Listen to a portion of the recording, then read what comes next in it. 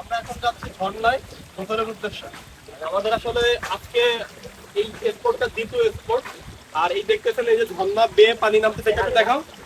এই যে পাহাড়ের কোল ঘেঁষে আপনারা দেখতেছেন যে একটা নালার মতো আছে, এটা মূলত ঝর্ণা থেকে আগত পানি। এই এইটার পার ঘিরে ঘিরে মোটামুটি আমরা সবাই যাব। আমাদের গ্যাংয়ে আছে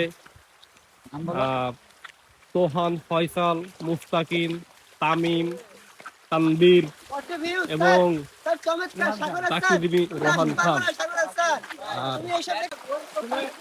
আমরা এমন একটা জঙ্গলের ভিতরে আছি, এই জঙ্গলটার নামও আমরা জানি না। এটা হলো একটা পরিত্যক্ত জায়গা, এখানে আসলে অনেক রেস্ট্রিকশন, এখানে আসা যায় না। আমরা একটা নালা পাইছি, আমরা বসতির উদ্দেশ্যে এই নালা, এইখানে এই নালা দিয়ে আমরা আগাই যাচ্ছি যদি আমরা কোনো বসতির সন্ধান পাই। আমরা প্রায় 3 মাস আমরা এরকম ট্রেকিং করতেছি। আমরা এইখানে বিভিন্ন জন্তু জানোয়ার খেয়ে আমরা জীবনযাপন করতেছি।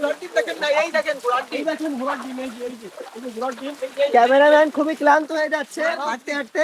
আমরা ক্লান্ত। এই যে কি জায়গা দেখেন, এখানে মশার কামড়, বড় বড় বিশাল সাইজের মশা আমাদের চুম্বন করে। ডেঙ্গু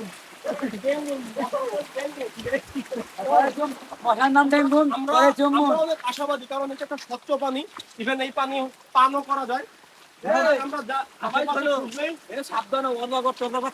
আমরা আশাবাদী আমরা খুবই শীঘ্রই আমাদের গন্তব্য খুঁজে পাবো। শীঘ্রই আমরা যে কোনো একটা বসতি খুঁজে পাবো এবং আমরা আমাদের মাতৃকোলে ফিরে যাবো ইনশাআল্লাহ। তোমার জন্য আকাশ ভরা তারা, আমায় না হয় খোপার ফুলকি দিও।